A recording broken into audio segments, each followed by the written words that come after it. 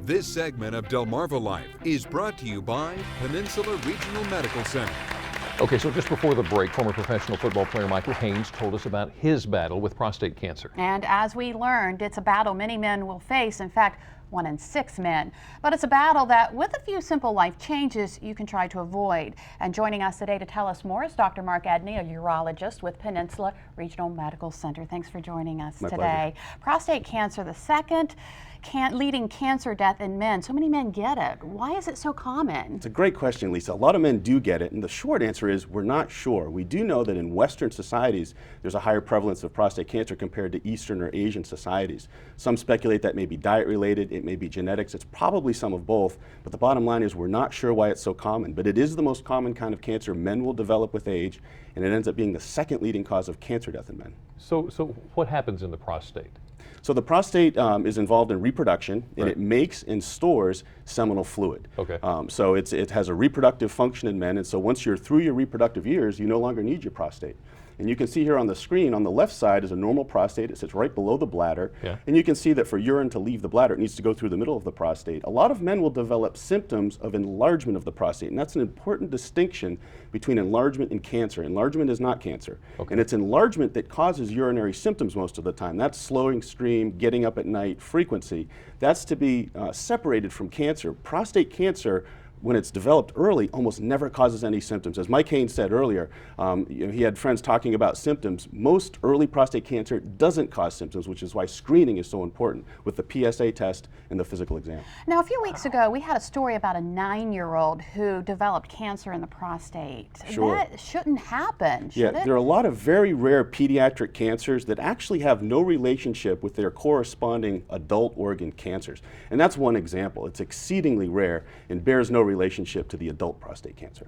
So sleep and exercise, is this generally a good preventative kind of measure? It's an interesting question, Jimmy, and there's actually a new study in Iceland looking at melatonin levels and the risk of prostate cancer. There's some suggestion that men who get a better night's sleep and have higher melatonin levels, which is a naturally occurring substance that helps us sleep, may have a lower risk of prostate cancer. There's also other evidence that melatonin may stimulate the immune system and stimulate your own body's cancer-fighting cells.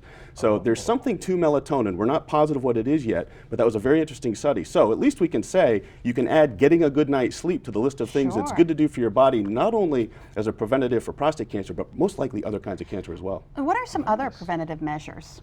What we do know about diet is that a heart-healthy diet is prostate healthy, both in terms of trying to prevent prostate cancer, but I even counsel men who have been diagnosed with prostate cancer, if you can modify your diet to become more heart-healthy. And what's heart-healthy? Well, we know the doctor always says, eat less red meat, try to get more lean proteins, fish and chicken, particularly fruits and vegetables. 5 servings of fruits and vegetables a day. There's lots of antioxidants in fruits and vegetables. Those are great cancer-fighting cells, molecules, and probably do a lot to prevent not only prostate cancer, but again, other types of cancer as well. Right.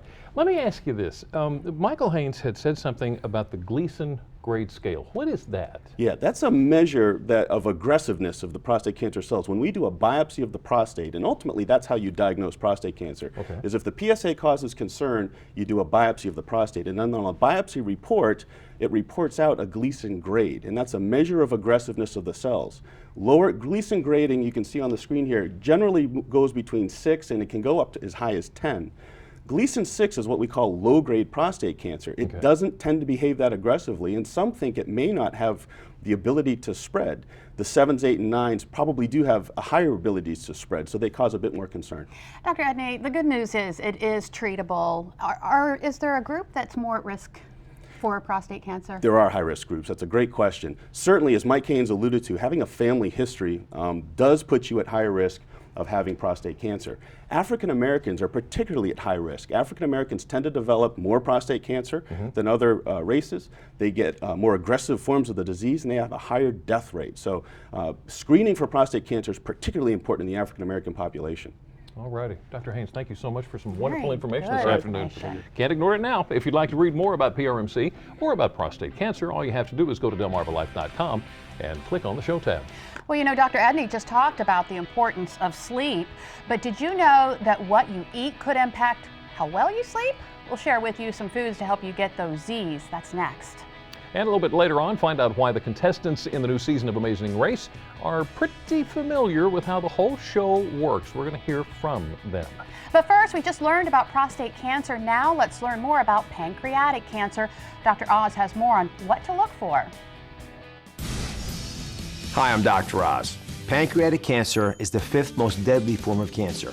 Patients tend to be older with an average age of 71. Common symptoms include very severe abdominal pain and weight loss. It can also cause jaundice. It's a yellow discoloration of the skin and eyes. If you notice this, talk to your doctor immediately.